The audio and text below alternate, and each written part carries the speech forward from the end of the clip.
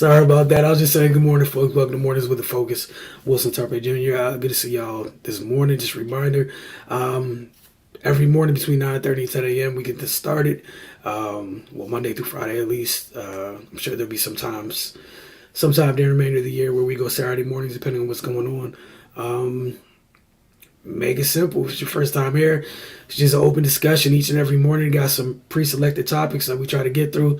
Outside of that is on you guys. I know we tried to open lines for a little bit yesterday. Try to do that again today, depending on what's going on.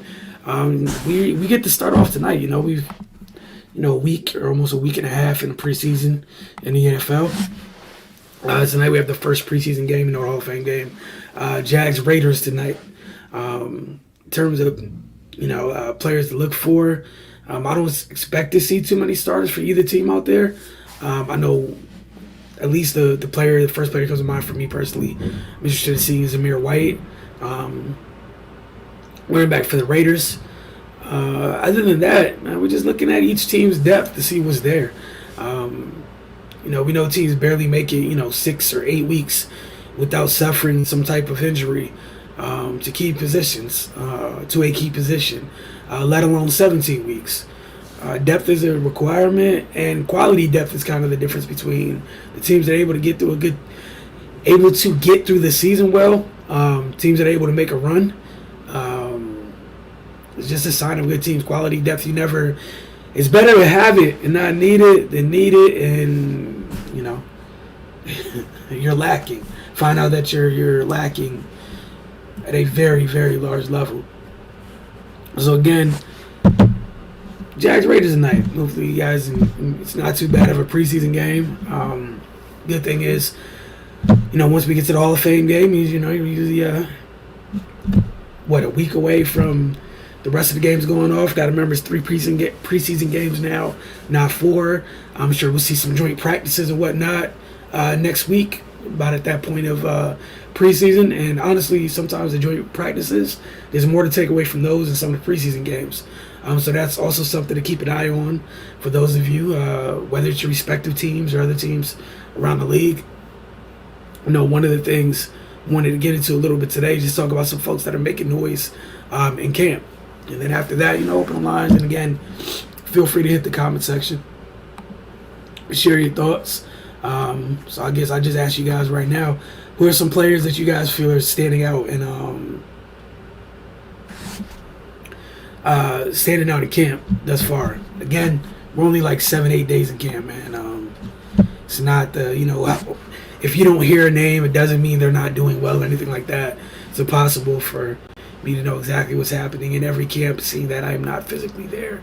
But just went around, compiling names that I've heard enough from beat writers that are covering the team, and it's kind of where I really stick with. I don't really care about the folks that are making quote-unquote noise on the national level. I kind of ride with the beat writers, the folks that are around the teams each and every day, because there's no reason for them to. There's less reason, for the most part, to say stuff just to be saying it, especially with some of the names that come out, right? One of the first guys wanted to touch on Romeo Doubs from the Packers. They took Christian Watson first, and they doubled back and got Romeo Doubs a little bit later.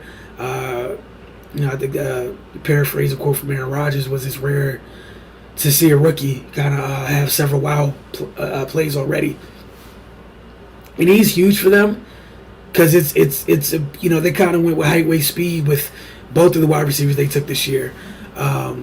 Doubs having played at Nevada, I believe.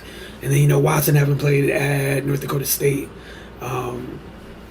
formerly at one point with Trey Lance. But again, that's a good sign. You have Sammy Watkins is kind of sort of the only vet in that room now. I'm sorry, along with Alan Lazard, because they lost several people, right? You lost, now I'm gonna forget. You lost Marquez Valdez-Scantling with KC. Equinemius St. Brown is with the Bears.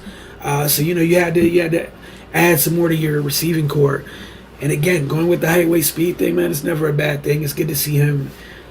Folks say he's making wild plays, and also to have Aaron Rodgers sign off on it, it's not a bad thing at all either. Um, After that, there's a couple wide receivers here, so just bear with me on that. Gonna move on to we're gonna stay at this position, but gonna move on to George Pickens. Coming out of Georgia, he's on the Steelers, and it makes sense, man. The Steelers, they're always rich in that regard in terms of drafting wide receivers and getting quality wide receivers. George Pickens is the guy. Had he stayed healthy, probably a top 10, top 15 pick, man. It wasn't a talent issue at all. It was just, health. That said, I still think he got drafted far below where he should have went. But, of course, it makes sense that the Steelers wouldn't let him pass them. He's been making insane catches in camp thus far. I'm talking about every other day. You're seeing a new clip of him doing something absurd. But it's also something, we've seen in college. It's nothing that is nothing new or nothing that should be shocking anyone that watched him in Georgia, that knew the type of talent he had in college. So it's good to see that, and obviously for the Steelers, it's somebody who looks like right now can immediately come in and add to a wide receiving core that already has two very talented players in Chase Claypool and Deontay Johnson. Excuse me, another guy, Brandon Ayuk. We know the national news. Debo just signed his extension, so he just got to camp. They're ramping up slowly. All right, and that's all well and good. Take that away. Brandon's been acting a fool in camp since camp opened. He had to spend another off season working with his quarterback, talking about Trey. They spent a lot of time together, and Jimmy Ward was talking about their connection yesterday. A couple days ago, him and Fred Warner kind of went at it. Folks had fights at camp all the time.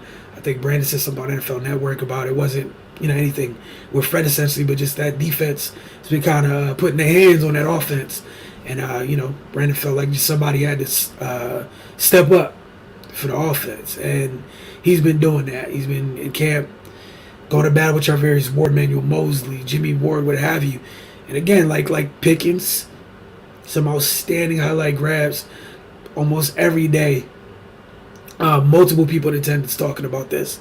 So it looks like he's headed in the right direction, which would be, what is this, his third year, I think. So it's usually about that time for young players where the light bulb, instead of flashing a couple times, it's on. So we'll see how that goes. You guys know how folks here feel about this young man and Derek Stingley. Not surprised he got drafted where he got drafted. Shout out to the Texans for not wasting any time with that selection at all. As advertised, man. As advertised. Shocking to no one.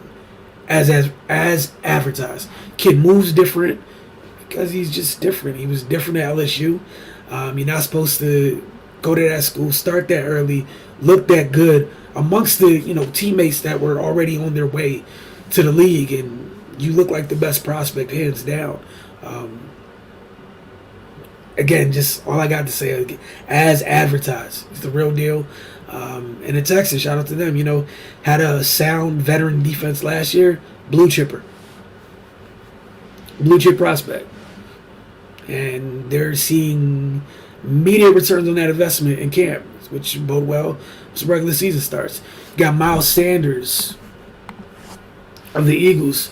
It's good to see him having a good camp, and hopefully, the Eagles remember the type of player he is and figure out how to use him a bit better to get that offense flowing in the right direction this year. You got Kadarius Toney from the Giants. He had a solid year last year, was in and out the lineup. He's going off at camp this year. Don't know who their quarterback's going to be. It's another story for another day, but big performances by Kadarius Toney. He plays in one of those tough markets where they will find something. It's easier for them to find something negative than positive to say in that market specifically. So credit to him for that. We got Elijah Moore, wide receiver on the Jets. Building off a good year last year, is abusing folks at camp this year. Allen Robinson with the Rams, I think we've mentioned him earlier this week. It's a big piece, man. Again, I know they're in the. I'm going to have to watching games this year. I'm going to end up having to see that gentleman a couple times against the team that I root for. However, I think it's one of those just everyone should end up remembering who he is and who he was. Like he's been through some things in terms of the quarterbacks he's played with, things of that nature, the offenses he's been in, the state of the teams he's been on. Going to the reigning Super Bowl champs, and you're playing opposite Cooper Kupp. They should raise hell together, honestly. You got Tua, Viola. Shocker, he's in camp, and a lot of people, it's a big year for Tua, all this other stuff.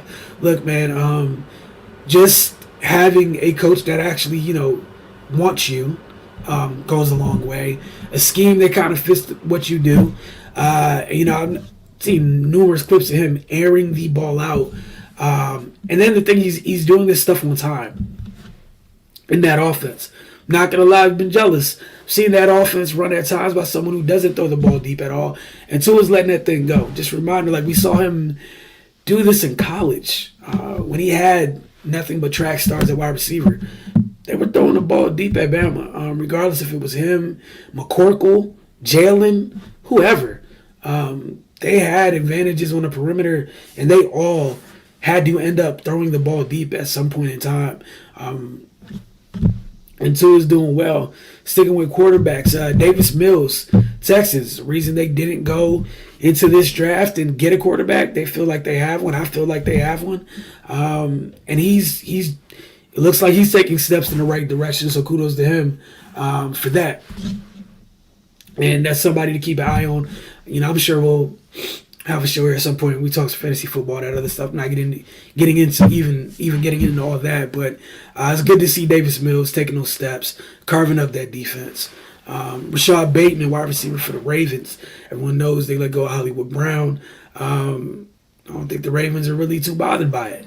It's just about the health of these young guys. You got Bateman, Duvernay, what have you, stepping up. But, it starts with Bateman, and it looks to several people, multiple reports, that he's been at camp, not only looking the part, but performing like it. Channing Tindall, linebacker of the Dolphins, freak of nature. And that's the type of thing that could really help a defense. It was already a good defense. You get those types of athletes in the middle of your defense, can go a long way. It took a few years, Eagles fans, but how about that? Jalen Reagor's making a little bit of noise in camp, and we'll see if that helps. We know it's a big year for him because, he doesn't have to be there anymore. They've done some things at wide receiver where he's not really truly needed. It's on him to prove that they can't afford to let him go. So we'll see if he's able to continue to have a strong camp, just to keep an eye on that. Christian Barrymore for the Pats. Not shocking. The Patriots stay with defensive linemen that create havoc. Two youngsters on the Titans. On each side of the ball, we got Traylon Burks and then Roger McCreary. I know they've been going at it, but two young guys battling not only each other, but some of the vets on their team on the respective opposite sides of the ball. But their names have come up quite a bit. Again, folks, what never hurts is when your team and your draft picks can contribute immediately, especially when, Burks, you're sliding into, everybody knows what you're sliding into. A.J. Brown used to be here. The Titans were the only team that ended up trading their young wide receiver that wanted an extension. Again, another story for another day. That said, they get somebody like Traylon Burks where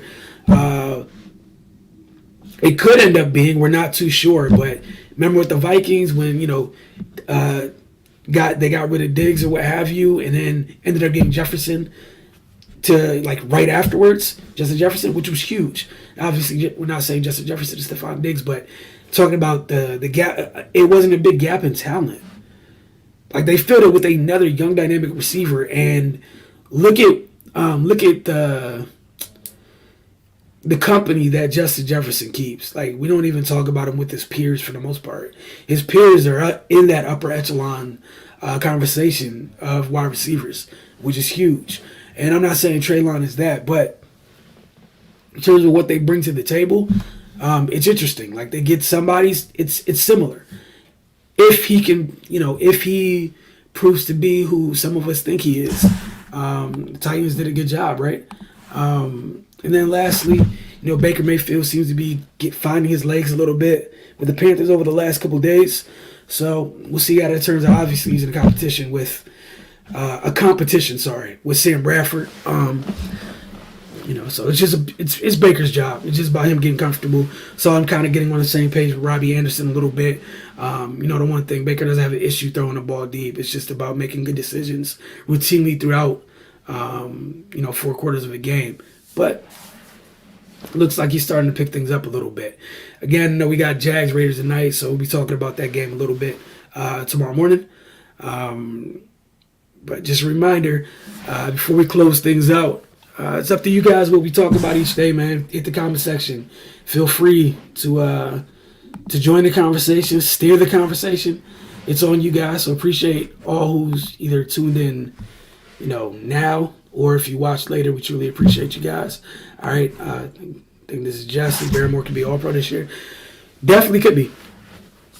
Like, he's a legit problem up there for the Pats.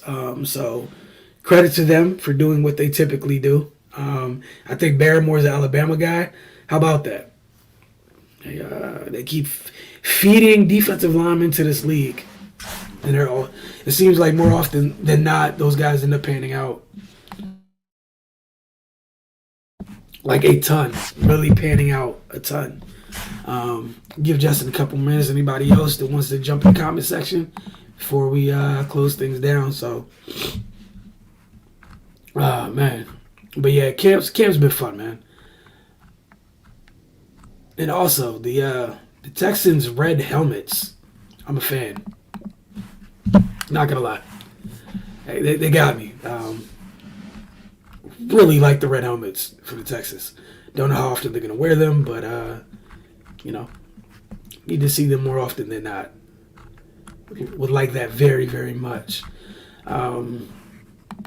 Again, Hall of Fame game tonight, and hopefully you guys enjoy it. What I do for a little bit, maybe. Nah. What I do tomorrow, we'll probably just open the lines a little bit tomorrow. See if you guys want to come in, just talk. We'll do that at the beginning. So if you guys got some topics, just scribble them down, and try to have you guys in here to talk about it tomorrow. But again, you guys enjoy the rest of your day. We truly appreciate it. And we'll see you guys soon.